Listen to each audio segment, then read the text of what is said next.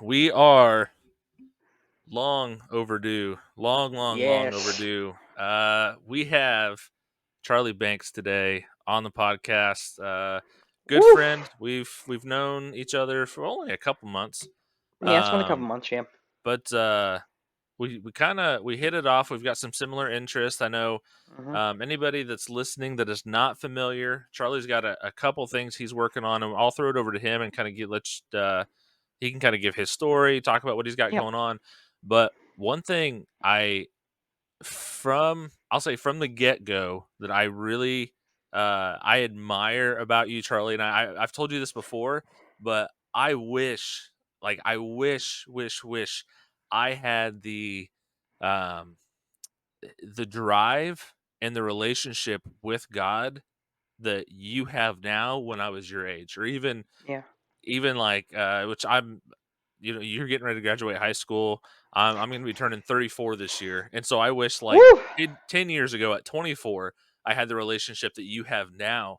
And hmm so just seeing, your passion, how on fire and stuff you are. Um, I am very excited to be able to kind of watch, get a little bit of a front row seat. I know we've got a little bit of a relationship too, so I can see that even behind the scenes a little bit and see what you're going to end up Yeah. doing as you go on. So you've been a big encouragement to me, even if you've not seen that firsthand. And I'll go ahead. I'll throw it over, Charlie. We can get your story. You want to? I'll just go into wherever you want to start at, then kind of how you maybe came to God and what's got you into podcasting and some of your other stuff, Yeah. and what you have coming up maybe after graduation. Sure. Well, first of all, I want to thank you so much for that wonderful compliment. And no, I did not know that. It's always encouraging to see because sometimes you don't know what you're doing is seen or heard. You don't know. Yeah. Because you can be doing all these, great things, whatever, and you don't know if it's being seen. So that's Yep. really great to hear. But when it comes to my story, I like to go back to when I was born. Most people don't do that, but for me, I kind of have to because to keep it short. When I was born with a bunch of medical problems. I mean, you name it, I probably had it at some point. You know, I was 2 pounds and 13 ounces. I could fit in the palm of your hand. If you cuffed them like this, I could fit in the palm of your hand. Oh dang. I was that small. And I was born 3 months premature. I was an early baby. I was supposed to be born in August. It seems like everybody's supposed to be born in August, but I was born in May. I said, no, I'm going to be different. And I was born in May. You know, and so I was born, and the reason why I had to was born so early is because my mom, she had, I don't know what the technical term is, and I don't want to gross people out. It was like some medical term, something, she had a sickness or something, and if I didn't come out, we would both die. Like it was a really life or death situation. Okay. Um, so it was really, of course, it wasn't scary for me because I didn't remember it, but my mom, she was really freaked out. She's like Right. my kid, you know. I won't say her age, but she was already on, like, in terms of like having a child, she was on the older side, like she was in her mid 30s, so that was like kind of, for you consider like a kid, like, usually some people are having like their early 30s to 20s. She's already in her older stage of having a child, Yeah. and so it was scary enough. And but thank the Lord, I came out, and of course I had the nursing back to health, and um, well, the thing about it was, the doctors were saying, and I don't blame them for this because they were doing their job. They told my parents, they said, look, if he's got to go back on the ventilator, then you're probably wanting to pull the plug. And my mom was like, no, we're not doing that. We're getting him home. Like, I don't care what happens. And I figured this out pretty recently. It was when I had my mom on to get interviewed. And, it's crazy what you'll find out, when you interview somebody, because she hadn't even told me this until that moment. But my dad actually had like a dream, like, around that time that I guess God had given it to him. He's like, he's gonna be fine. Just don't worry about it. He's gonna be fine. You know. And I thought that was so interesting to hear. Because and I was fine. I just had mild cerebral palsy because I had brain bleed. So there was, the nerves and all that got a little messed up. Right. So that affects my hands and my legs, the the muscles and the nerves. Right. But it's very mild. I can walk. I can, well, run to the best of my ability. And jump and do everything else. I mean, I can drive. Shoot, I've driven. I mean, Yeah. that's something that most people with CP don't get to do. Um, Because that's like a teenager's dream just to start driving, right? Right. Um, so I'm really thankful because God like really was there the entire time. I mean, they pulled the papers and they're like, so you look at me and then you look at the papers. I had like terrible, terrible like brain bleeds and all like level 4 brain bleeds on my like left side or something. I don't remember what side it was, but like it was really bad, like to the point where I should not be upright doing the things I was doing. It was like they swapped my records out with some other kid, but I was fine. Like the records showed this, but I was showing this. And like, how can you Amen. explain that? When somebody tells me, "Oh, there is no God," because yes, I've heard that at school before. I'm like, look, I can't explain it all the way because I ain't got the time. Because if I had more time, I'd sit down with you. But look, you don't understand. I shouldn't be sitting here talking to you right now, judging by what science says and what these papers say, what the world says. But God said, no, we're not having that. He's going to be here and he's going to work for me just like crazy. It may not be right when he, um, gets, when he's born. It's going to take a little while, but it's going to happen. And leading into that, you would think that my parents would put me right into church, but I think because of all that, me having all those medical problems, they kind of shielded me. They were like, 'cause when I came home, people had to wash up to their elbows if they wanted to touch me, like I was, because I was so frail and weak, and Right. so there's always been that kind of protective bubble around me, which I get it, I mean, so if people are like, oh, they shouldn't have done that, well, I mean, if it was your kid that was sick like that, you would do the same thing, Right. because I mean Right. they were afraid, and so that happened. Well, of course, you would think, oh, they put me in a church. Well, it just didn't happen because we just kind of got swept up in life. Life happened, and I was, so I had a few more surgeries because I had a shunt malfunction, which is it. That right here, it's a plastic stent. Do you know what those are? Like the VP shunts.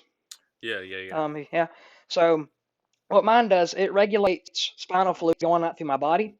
Like your body right now, it at the top of like I guess your head, from the way I can explain it, it's like a sink, right? And that spinal fluid is continuously being emptied out and going throughout your body. Well, mine, it's like there's a continuous clog, and then it pushes up on my octave nerves and my eyes and everything, and causes really bad headaches and things like that, to the point where it was so bad that I bit a hole in my lip right here, Oh. and they had to stitch it back up. Like you can even feel the really rough spot right here. I can still feel it when they stitched it back up. So probably from the ages when I was born to about when I was 6, I was in and out of hospitals for different reasons, different things. Um, but again, God was there for all of it, and got me through it. Um, but back to the church thing, because we got swept up in life, and it was when I was real young, it was just never something I was interested in. And I know we discussed it on when you came on mine, or just another time, that I never like was mad at somebody for like asking me to go to church or whatever. I just wasn't interested. I was Right. never like, ugh, church. It doesn't. But I was young. I didn't really care for it. And my mom, she'd always tell me, if you want to go to church, I'll take you. But that's not what it took. God, flash forward, after going through some times where I had a really good friend and he just kind of left me, which, he was on a different path that I didn't take it. But I didn't understand that at the time. But now I see that God's preparing me for the friends I have now and how thankful I am for them. And God used those friends to lead me to Christ. Um, and then on Easter 2022, I was saved. And then a week later, I was baptized at Northside Baptist Church.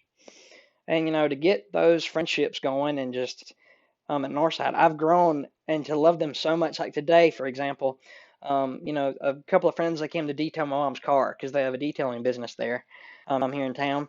And, just to help them out and let it grow, we decided to, get them to come over. And we just spent the day together after they got done. Like, and I wouldn't have done that, years ago if I didn't go to Northside, if God didn't put me on this path. And so, yeah, was there some hard Right. stuff that happened? Sure, but I wouldn't have had it any other way, and it's been awesome. Yeah. But Yeah. So let's look at. I know you're in your senior year. I know you've got yeah, a lot of stuff kind of going on, especially for being a senior. um, yeah, you got yeah, you got a podcast. You've got a nonprofit. So you've got some other stuff there, and we're going to get into both of those a little bit. yeah, But just looking at graduation coming up. I know you're on fire for God. You are really, really seeking Him. I know that that's not something a lot of, I think, seniors, they just kinda like, I mean, senior year, I'll just have fun, kick back, like, it's whatever. Yeah, Just from knowing you, at the level that I do, I know that's not necessarily something that you're taking lightly. I know you're looking ahead, you're trying to figure stuff out. So, what do you think for you going forward, after graduation? What do you see kinda for you, as far as what's going on? What maybe you're planning on getting into, stuff like that?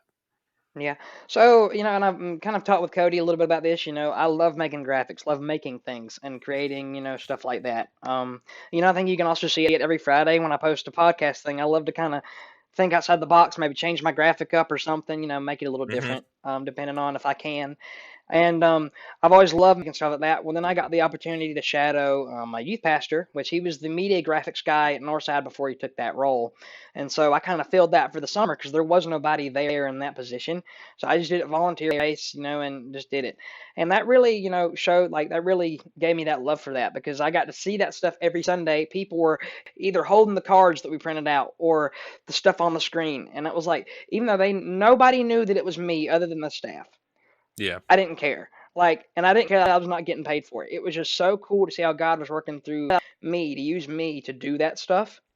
And even though there's somebody in that position now that that's different, I've still kind of helped them out, teach them if they need something. So I'm hoping that maybe I can eventually, I don't know, go back up there. And even if it's not a job in graphics, maybe just like creating content, like maybe if they want to do some type of podcast thing up there, Yeah. let me run it. Just something involving with Northside, really, I think. I don't know, maybe that's not where God wants me to be, but in my heart, I feel like something like that. Because I know that's the only thing that I've done job wise, but I'm hooked on it. Like I just love it so Yeah. much. And because there was not a dull moment. Because we did so much. From making graphics to doing VBS, and then, um, we got to feed the Georgia Bridgman, which is the Lounge, which is my school's very big band. It's about as big as the Georgia Bulldogs band, like the college band. That's Yeah. how big the Georgia Bridgman is, if you've ever Okay. heard of them. And so we went and fed all these kids because they were having band camp, and because they brought in a bunch of churches for that week to feed them. And I'm telling you, it may not have been the best day for my youth pastor, but that was such a fun day for me. Like it was a 12-hour work day, but it was so fun because we brought we loaded up all this food, and then like there were some chaotic moments. Like Noah couldn't drive the church van because he's not 25. It's like an insurance thing, so we had Yeah. to use his Jeep and load all the food up, and like he's like kind of stressing out, but we really got to talk and bond like just one on one, which not every student gets to do that with their youth pastor, Yeah. which was really nice. Because we got a lot of kids in our youth group, like over 100, and so you Yeah. don't get to do that as easy, even though he'd love to. Um, it's not as easy for him to do, and so I got to do that, and that was one thing that was so cool to bond with him. And like I'll give you one example for that day. We put some of the food in like some of the coolers. I think it was the chicken inside like the north side trailer. We put the trailer on Noah's Jeep, and the it didn't fit on the trailer hitch. Here's the thing. We didn't know that until we got to the school. It fell off at the school. Oh, Like it made it snap. the whole way there and fell off at the school. Well, the thing about it was that we went over a railroad track and it didn't come off on the railroad track. That was God right there because there was a train coming, bro. Like That's crazy. what? And then we had to go call somebody to say, hey, can you please get this trailer and then bring it back to the north side? And they did. Well, the thing about it was we forgot to give them the key, so they were stuck on the trailer till we got back. Um, and then we offered, like, there were some Chick-fil-A bags that they had at the school, and there's a Chick-fil-A right down the road from the school. So we said, hey, we'll bring them back to the Chick-fil-A for you. Well, Noah and I, we just got, the talking, and I think we were talking about something. We were talking about, what language will everybody speak if we all understand each other in heaven. It was just something that was on my mind when we were talking about it. Like, what did he think about it? And we just started talking and, you know, getting on a roll. And then all of a sudden, oh, we passed Chick-fil-A and we had to go back. And it was like, oh, crap. You know, so we had Yeah. all this stuff going on, and we didn't get done till about like, I didn't get home probably till about 7:30, 8 o'clock, but it was so fun for me. like, to do stuff like that. And that's what That's kind of got awesome. me hooked, is not just the graphics, but the seeing the inner workings of how a church works like that. Because people don't realize, and I said this in my 1 year when I was up there, I said, you don't realize that, there might be like the littlest thing that you see on Sunday that's done, but somebody's done that little task. Yep. And we all have to realize that and be thankful that it's done. Because I got to see the little tasks that get done, and they're not easy. They're not Yeah. easy, you Yeah. know. But That's I definitely see myself. I'm praying still about that happens, that something can get worked okay. out. Yeah, that's definitely. I mean, Yeah. that's something a lot of people don't see everything that goes into it. I know my wife did children's ministry for um just since we were married. It was a couple years. I think it was 4 years in total. Mhm. But there is so much that goes into, like, and you can't leave anything to chance. You have to Mm. plan everything. You have to have Yeah. even stuff like you kind of have to plan for the what ifs. Like, this could happen, so we have to have some stuff Right. ready just in case this happens.